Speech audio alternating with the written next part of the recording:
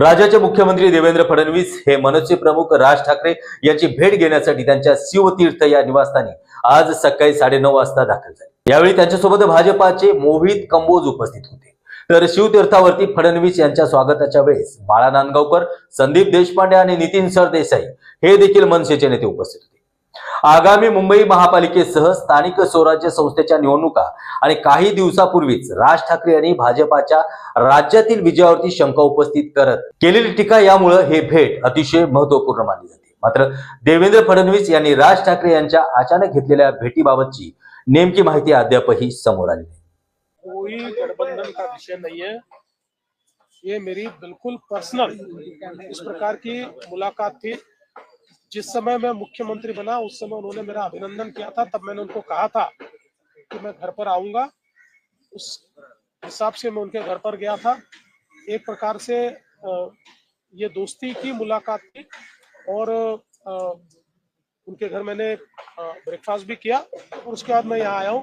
कोई भी पॉलिटिकल चर्चा इस मुलाकात में नहीं हुई। मला वाटतं की मुख्यमंत्री झाल्यानंतर फडणवीस साहेबांची भेट झाली नव्हती, तर आज एक फक्त सदिच्छा भेट होती। याच्यामध्ये कुठलंही राजकीय काही नव्हतं, सदिच्छा भेट होती आणि त्यासाठी ते आलेले। तुम्ही जरी सदिच्छा भेट म्हणत असला तरी आगामी निवडणूक आहेत, त्यात मुंबई महानगरपालिकेची निवडणूक आहे, काही वेगळी समीकरणं होऊ शकतात। मला वाटतं आत्ता काही आज काय बोलणं झालं याची मला कल्पना नाही त्यांच्यामध्ये, पण आजची जी भेट होती ती राजकीय नव्हती, सदिच्छा भेट होती। आपल्याला माहिती आहे सन्मान्य राजसाहेबांचे आणि फडणवीस साहेबांचे खूप जुने आणि वैयक्तिक संबंध आहेत आणि त्यामुळेच ही एक सदिच्छा भेट होती। दोन नेत्यांची खाजगी चर्चा झाल्याचं कळतंय बंद दाराआड। काही वेगळे मुद्दे होते, कारण विधानसभा निवडणुकीच्या निकालाच्या अनुषंगानं राज ठाकरेंनी काही वेगळी मतं मांडलेली होती आणि ती अगदी भाजपच्या विरोधामध्ये होती। तर त्या अनुषंगानं काही चर्चा नाही, मुळात मी तुम्हाला तेच सांगितलं की राजकीय